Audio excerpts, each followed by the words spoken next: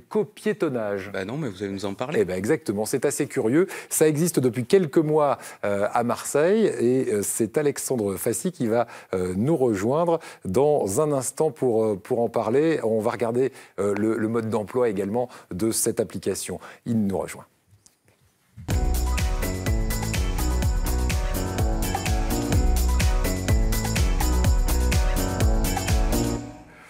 Merci d'être avec nous. Comment ça va, Alexandre Fassi? Ça va très bien aujourd'hui, merci Eric. J'ai une question, vous êtes venu comment? À pied, en voiture?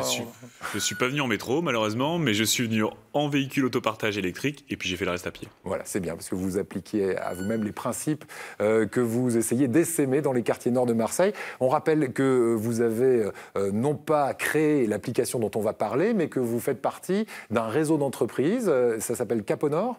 Caponor Entreprendre, oui, exactement. Qui fédère plusieurs entreprises dans les quartiers nord de Marseille. Et quel est votre rôle par rapport à ces entreprises? Alors nous, on les fédère, on les anime, et on essaie de faire en sorte qu'elles soient actrices de leur territoire. On essaie de faire en sorte aussi qu'elles se développent sur leur territoire. Donc on est là pour les aider, pour les appuyer, faire du lien, créer du lien entre elles, et puis leur apporter quelques solutions quand c'est nécessaire, et puis tirer la sonnette d'alarme quand on a des sujets importants, notamment sur les sujets de mobilité. Alors Alexandre Fassi, vous avez pris votre bâton de pèlerin depuis quelques mois, et vous allez colporter la bonne parole pour cette application qui s'appelle Mon Chaperon. On va voir ensemble si ça prend dans les entreprises, auprès des employés de ces entreprises des quartiers nord. Mais juste avant, eh bien, petit mode d'emploi très pratique de cette application, donc de copiétonnage. Regardez. Avec Mon Chaperon, ne prenez plus de risques et rendez vos trajets plus sympathiques. Renseignez votre lieu de départ et votre destination. Choisissez ensuite parmi les chaperons qui font le même trajet que vous ou parmi les chaperons privés qui sont disponibles à proximité et qui proposent de vous accompagner sur votre trajet. Choisissez votre chaperon en fonction de son profil, de son expérience et de vos points communs. Comme vous n'êtes plus seul, cela dissuade les agresseurs qui se détournent. Vous limitez les risques sur tous vos trajets, qu'ils soient courts ou plus longs, tout en les rendant plus sympathiques et conviviaux.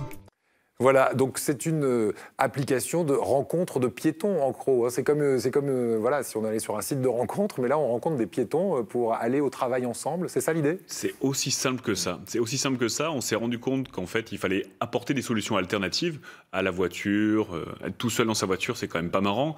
Aujourd'hui, sur les trajets domicile-travail, 90% des voitures sont occupées par une seule personne.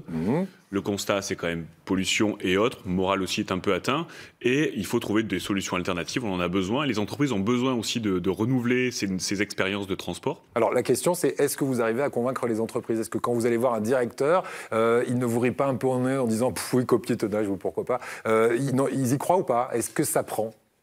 Alors ça commence à prendre, mais effectivement il faut vraiment prendre son bâton de pèlerin, il faut aller les rencontrer encore et leur proposer différentes solutions. En fait, aujourd'hui, la voiture c'est le premier mode de transport, c'est simple, on est chez soi, on allume la radio, on passe quelques coups de fil, même si il faut faire attention.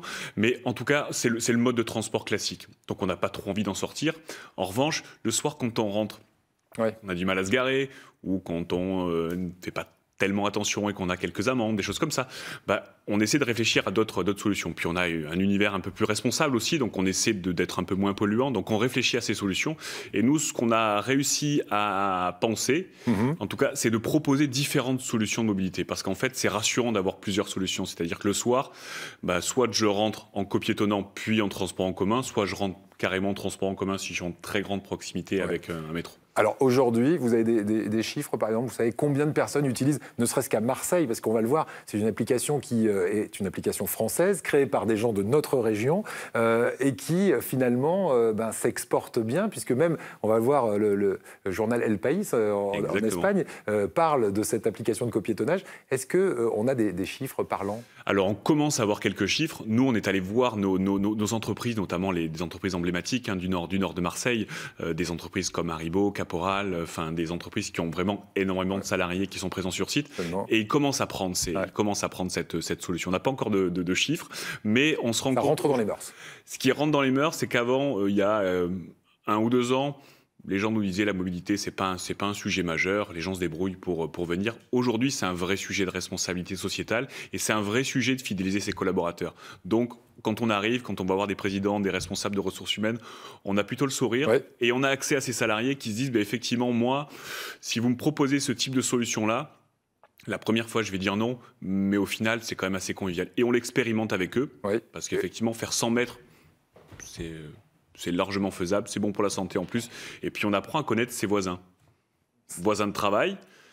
Et on crée du lien. Et on crée du lien, exactement. Et quand on est à plusieurs, on est une force. C'est ce qu'on voyait dans le petit document tout à l'heure. Effectivement, on a plus de facilité à se déplacer dans les transports en commun.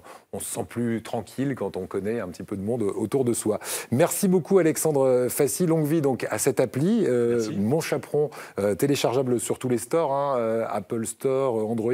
Et puis longue vie aussi à votre association Cap au Nord, qui ne fait pas que ça. Non, plein d'autres choses. Qui a aussi pour but de faire se rencontrer le monde étudiant, le monde des entreprises, et puis de promouvoir les entreprises de ce quartier nord de Marseille. Vous avez un slogan d'ailleurs qui est... On ne peut pas avoir des entreprises qui gagnent sur un territoire qui perd. Il faut agir ensemble. Je crois que ça va bien avec le sens de l'émission. Voilà, vous faites gagner ce territoire des quartiers nord de Marseille. Merci beaucoup, Alexandre Fassi.